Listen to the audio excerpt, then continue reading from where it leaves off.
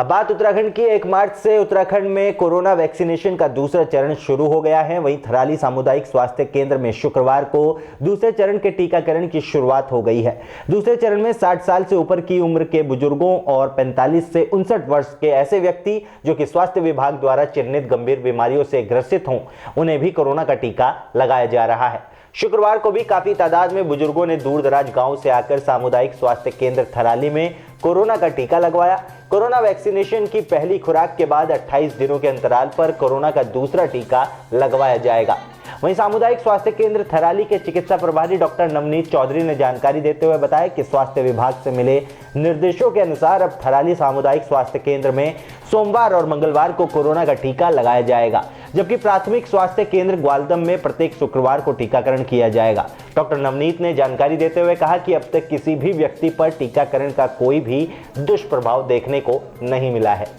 Second phase शुरू हुआ है, 1 मार्च से स्टार्ट हो गया है, जिसमें कि 60 साल से ऊपर वालों को टीका लगाया जा रहा है सभी को, और 45 साल से और 59 साल 59 के लोगों को, जो लोग कुछ गंभीर कुछ बीमारियां हैं जो कि लिस्टेड की गई है गवर्नमेंट द्वारा, जो उनसे पीड़ित हैं, उन लोगों को टीका लगाया जा रहा है। और अभी तक हमारे यहाँ पे जो डाटा है, आज जैसे हमारे यहाँ टीकाकरण चल रहा है, तो अभी तक हमारे यहाँ लगभग ओल्ड एज में 48 लोगों का टीकाकरण हो चुका है, और अभी भी लगातार चल रहा है, जो कि 5 बजे तक चलेगा। और 8 तारीख को फिर दोबारा सेशन है। दूसरा कि अभी क्या किया है कि डिस्ट्रिक्ट में डे डिवाइड कर दिए गए हैं, जैसे कि थराली ब्लॉक में, थराली के अंदर सोमवार और मंगलवार को, प्रत्येक सोमवार और मंगलवार टीकाकरण होगा, और ग्वालदम में शुक्रवार को टीकाकरण प्रत्येक शुक्रवार। तो अभी ये डिसाइड किया है, लगातार टीका चल रहा है। अभी तक तो कोई भी साइड इफेक्ट नहीं है। दूसरी खुराक 28 दिन पूरे होने के जी, और एक बार जिसको पहली खुराक ले ली है, अगर वो दूसरी खुराक नहीं लेता है तो पहली खुराक उसकी खराब चलती है, इसलिए दूसरी खुराक लेना जरूरी है।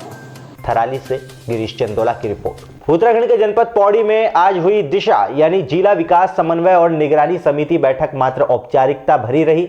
दिशा के अध्यक्ष और गढ़वाल सांसद तीरथ सिंह रावत बैठक में कुछ ही देर मौजूद रहे।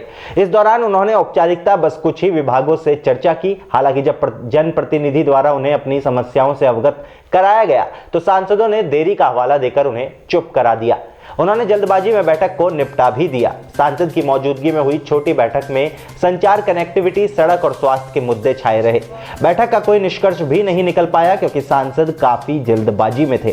तीरथ सिंह रावत ने कहा कि ये एक रूटीन बैठक रही जिसमें सड़क, बिजली, पानी, स्वास्थ्य जैसे प्रमुख बिंदुओं पर विचार विमर्श किया गया। उन्होंने कहा कि पिछली बार हुई बैठक के दौरान जो भी समस्या निकल के सामने आई है, उन समस्याओं में कितना काम किया गया है, इस बैठक के माध्यम से सामने आया है। उन्होंने ये भी कहा कि बैठक के माध्यम से अब जो कमी पेशी रह गई है उसको दूर करने के निर्देश संबंधित जिला स्तरीय अधिकारियों को उनके द्वारा कर दिए गए हैं, जिससे उन समस्याओं का निवारण जल्द से जल्द किया जा सके। विकास समिति योजना की रूटीन बैठक होती है और ये हर 3 माह बाद हम लोग लेते हैं। ये 4था महीना हो गया।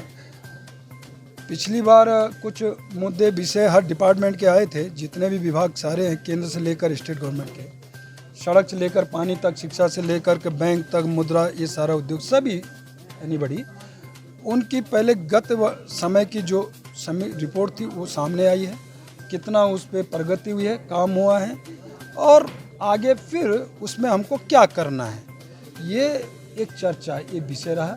मैं ये कह सकता हूँ कि बहुत सारी चीज़ों में पौड़ी जिला प्रदेश में भी अव्वल रहा है। अच्छा काम हुआ है, अच्छे काम प्रोग्रेस है, अच्छी रिपोर्ट है, ये मैंने जो बैठक में लिया है। दिशा के संबंध में ब्लॉक प्रमुख द्वारिखाल महेंद्र राणा ने कहा कि पिछली बैठक में जो मुद्दे उठे थे उन मुद्दों में अभी तक कोई काम नहीं किया गया है। उन्होंने अधिकारियों पर जनप्रतिनिधियों और क्षेत्र की जनताओं की भावनाओं से खिलवाड़ करने का आरोप लगाया। और वही जो पिछली बार बैठक हुई थी वही मुद्दे अभी तक उनको डिजॉल्व नहीं किया गया। उनको भाई कहीं भी हमारी जो समस्याएं थी वहीं की वहीं हैं। तो मेरा ये कहना चाहिए कि खाली ये बैठक खाली खाना पूर्ति तक न रह जाए, इस पे प्रॉपर लोगों अधिकारी को, सक्षम अधिकारियों को इस पे कार्रवाई करनी पड़ेगी और माननीय सांसद जी से मेरा अनुरोध रहेगा कि इन पे सख्त कार्रवाई करें। पौड़ी से प्रदीप नेगी की रिपोर्ट। अब बात बागेश्वर की। बागेश्वर जिले को कृषि और बागवानी के क्षेत्र में स्कॉच सिल्वर मेडल प्राप्त हुआ है। स्कॉच अवार्ड मिलने पर किसानों के साथी विभागों ने उत्तराखंड ही नहीं वरन पूरे देश में बागेश्वर का नाम रोशन किया है। जिलाधिकारी ने विभाग और किसानों के बीच खेती को लेकर बने तालमेल को लेकर खुशी जताते हुए सम्मान समारोह आयोजित कर विभाग समेत किसानों को पुरस्कृत किया। बागेश्वर जिले के किसानों ने एक बार फिर अपनी मेहनत का लोहा मनवाया। कृषि और बागवानी के क्षेत्र में बागेश्वर जिले ने राष्ट्रीय स्तर पर पहचान बनाई है। 66वीं स्कॉच प्रतियोगिता में कीवी उत्पादन के लिए जिले को स्कॉच सिल्वर मेडल से नवाजा गया। यह पुरस्कार राष्ट्रीय स्तर पर आयोजित एक कार्यक्रम में जिले को प्राप्त हुआ है। जिलाधिकारी ने इसे जिले की बड़ी उपलब्धि बताते हुए किसानों और विभाग को बधाई दी है। हमारे लिए बहुत ही गौरवान्वित करने वाली बात है कि आज जनपद को जो हमारे ग्राम्य जो हमारा वाटरशेड जो प्रोजेक्ट है उसमें जो कीवी का जो प्रोडक्शन किया जा रहा था उसको स्कॉच अवार्ड मिला है। उसमें सिल्वर अवार्ड मिला है जिसमें पूरे देश भर से अन्य जो हमारे ज़िले हैं वो उसमें पार्टिसिपेट करते हैं। अपने जो प्रोजेक्ट्स होते हैं उनके जो इनोवेटिव वर्क्स जो होते हैं वो उसमें प्रेजेंट करते हैं और उन सारे जो प्रोजेक्ट्स है उसमें से हमारा जो प्रोजेक्ट है उसको सिल्वर अवार्ड मिला है। ये हमारे लिए बहुत ही खुशी की बात है। स्कॉच अवार्ड की शुरुआत वर्ष 2013 में हुई। यह अवार्ड भारत को बेहतर राष्ट्र बनाने के लिए अतिरिक्त प्रयास करने वाले व्यक्तियों, परियोजनाओं और संस्थाओं को प्रदान किया जाता है। यह स्कॉच फाउंडेशन हर वर्ष आयोजित करता है। वर्तमान में जिले में लगभग 200 कुंतल कीवी उत्पादन होता है और 2025 तक 1500 कुंतल कीवी के पैदावार का लक्ष्य रखा गया है। कीवी ना तो जंगली जानवर नुकसान पहुंचाते हैं और ना ही ये जल्द खराब होता है, जिस वजह से कीवी किसानों की आर्थिकी को सुधारने में मदद कर रहा है। और सबसे बड़ी बात यह है कि इसको जानवरों से निजात मिल रही है।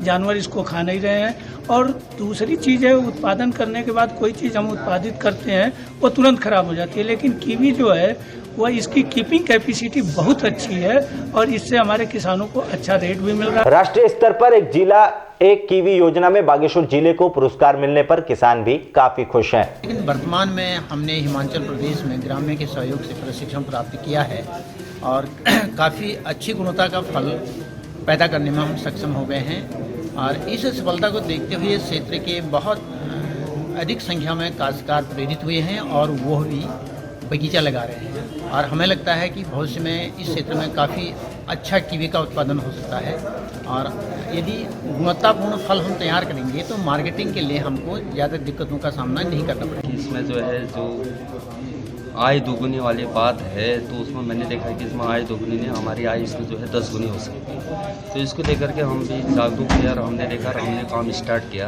प्रेजेंट टाइम पे मैंने अभी जो है 1300 पौधे कीवी के लगाए हुए हैं और मैं स्पेशल एक रेड कीवी पे काम कर रहा हूँ जो अभी हमारे भारत में जो है लगानी है उसको रिसर्च। गौरतलब है कि स्कॉच अवार्ड सम्मान देश का सर्वोच्च नागरिक सम्मान है। ये पुरस्कार स्वास्थ्य, पुलिस, गवर्नेंस, वित्तीय, सामाजिक समावेशन आदि क्षेत्रों में उत्कृष्ट काम करने वालों को भी दिया जाता है। एक्सपर्ट पैनल के पर्यवेक्षण में चयन प्रक्रिया विभिन्न 6 चरणों से 2 महीने की लंबी चयन प्रक्रिया से गुजरती है। इसलिए गुणवत्ता और पारदर्शिता के मानक में यह प्रतिष्ठान पुरस्कार स्वर्णिम माना जाता है। इस अवार्ड के लिए बागेश्वर जिले को चुना जाना गौरव की बात है। बागेश्वर में ही आम आदमी पार्टी के उत्तराखंड प्रदेश प्रभारी दिनेश मोहनिया पहली बार बागेश्वर पहुंचने पर पार्टी कार्यकर्ताओं, युवाओं ने उनका सर्वप्रथम फूल मालाओं से भव्य स्वागत कर उनके आगमन पर शक्ति प्रदर्शन के तौर पर बाइक रैली और शहर भर में रैली निकाली गई। प्रदेश में बदलाव की बयार चल रही है। जनता विकल्प के रूप में आम आदमी पार्टी को तलाश रही है। उन्होंने कहा कि 2022 विधानसभा चुनाव में राज्य में बहुमत से आम आदमी पार्टी प्रदेश में सरकार बनाएगी। आप पार्टी के प्रदेश प्रभारी और संगम विहार दिल्ली के विधायक का सबसे पहले गरुड़ ब्लॉक मुख्यालय पर जिला मुख्यालय में कार्यकर्ताओं ने जोरदार स्वागत किया। नुमाइश मैदान में आयोजित जनसभा में प्रदेश प्रभारी ने कहा कि आम आदमी पार्टी उत्तराखंड के हर जिले, तहसील, ब्लॉक, गांव, हर जगह पार्टी मजबूत हो रही है। दिल्ली का विकास मॉडल उत्तराखंड राज्य में भी विकास करेगा। प्रदेश की जनता भाजपा कांग्रेस की जन विरोधी नीतियों से त्रस्त हो गई है और साल 2022 के विधानसभा चुनाव में पार्टी प्रदेश की सभी 70 विधानसभा सीटों पर चुनाव लड़ेगी। लोगों का जबरदस्त समर्थन भी देखने को मिल रहा है। इससे यह तय हो गया है कि इस बार आप पार्टी उत्तराखंड में बहुमत से सरकार बनाएगी। देखिए, पार्टी 2022 के चुनावों की तैयारी में लगी हुई है और मैं लगातार सारे पूरे प्रदेश में घूम रहा हूँ। पिछले अभी कल अल्मोड़ा में था, उससे पहले रानीखेत था, उसी कड़ी में आज हम बागेश्वर में हैं।